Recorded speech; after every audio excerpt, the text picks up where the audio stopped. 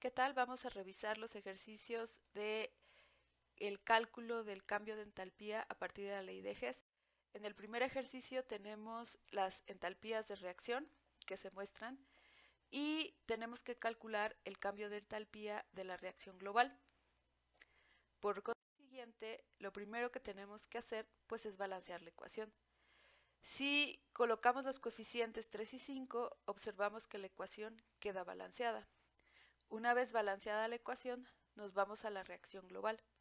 En la reacción global observamos los compuestos y elementos que deben quedar como resultado de la suma de las dos reacciones parciales. Como observamos, tenemos el compuesto P4O6 del lado de los productos en la primera reacción. Por consiguiente, habremos de invertir la reacción cambiando el signo del delta H.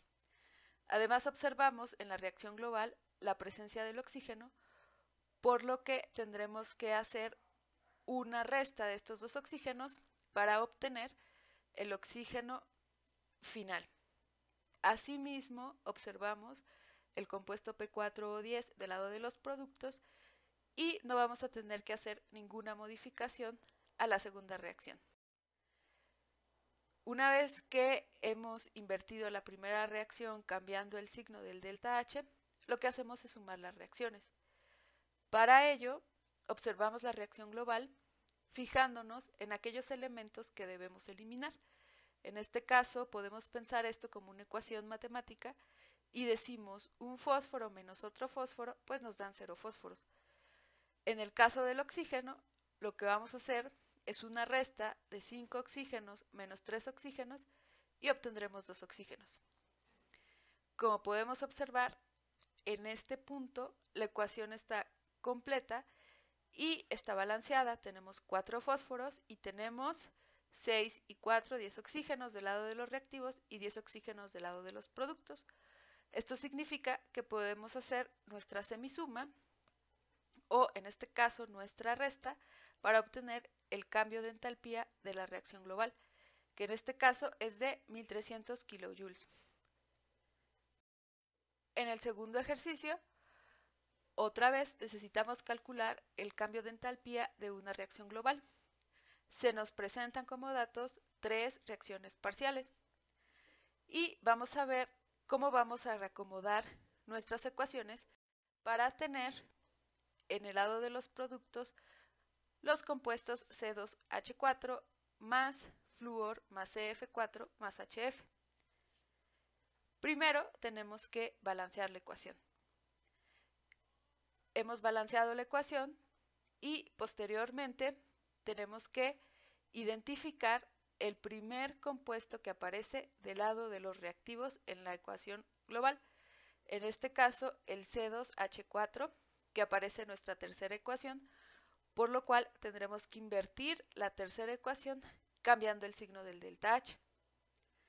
Además, también aparece el flúor, los cuales están en el lado de los reactivos, y el CF4 y el HF que están en el lado de los productos.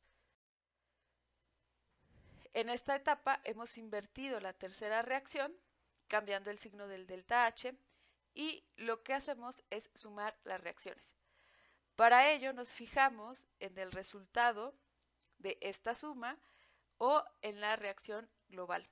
Observamos que el primer compuesto que debemos tener es el C2H4.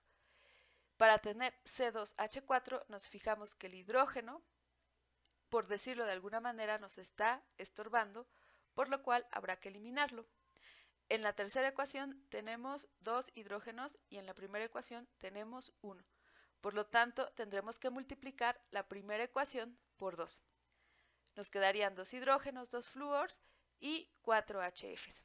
Sin olvidar que debemos de multiplicar el delta H de nuestra primera ecuación también por 2. De esta manera vamos a poder restar los hidrógenos. El siguiente paso es observar que otro de los elementos que debemos eliminar es el carbono.